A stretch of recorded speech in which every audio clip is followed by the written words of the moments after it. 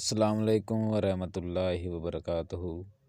दोस्तों, क्या हाल है? उम्मीद है कि आप सब खैरियत से होंगे। अल्लाह ताला आप सबको अपने हिफ्ज़ मान में रखे।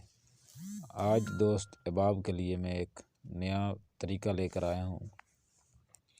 तांबे को किस तरह साफ़ किया जाता है।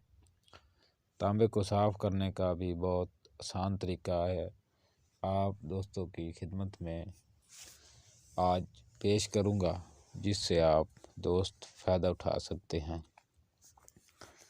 तो वीडियो शुरू करने से पहले आप दोस्त अहबाब से गुजारिश है कि मेरे चैनल पे अगर नए हैं तो जल्दी से सब्सक्राइब, शेयर और लाइक करें, जिससे हमारी हौसला अफजाई हो और हम आपके लिए और भी आसान तरीके से चीज़ों को साफ़ करने का तरीका या इस्तेमाल करने का तरीका या कुश्ता बनाने का तरीका आपकी खिदमत में पेश करें, जो बहुत ही अज़मुद्दा हो और काम करे। मैं जो चीज़ें आपको चैनल पे बताऊंगा सही बताऊंगा, जिससे दोस्त अहबाब अपना फ़ायदा उठा सके। अब हम चलते हैं उस फार्मूले की जानिब, जिससे आप तांबे को आसानी तरीके से साफ़ कर सकते हैं। तांबे को साफ़ करने का तरीका ये है कि आप तांबे को 1 तोला चाहे ले लें। तांबे को पिघलाकर 3 बार इलसी के तेल में और 3 बार जो होती है ना लस्सी, जिसे हम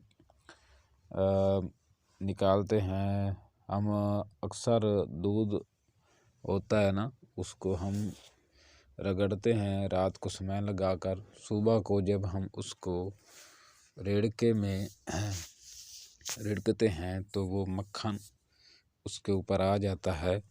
वो मक्खन उतारने के बाद जो नीचे लस्सी रह जाती है सफ़ेद रंग की, वो हमने लेनी है।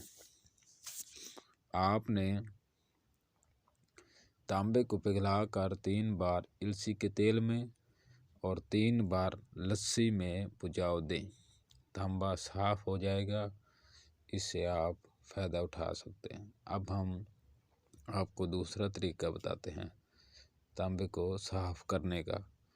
तांबे को साफ़ करने के लिए आप तांबे के बारीक पतरे बनवाकर इन्हें आग में लाल सुर्ख करें। फिर 7 मरतबा इलसी के तेल में और 7 मरतबा लस्सी में बुझाव दें तो तांबा साफ़ हो जाएगा।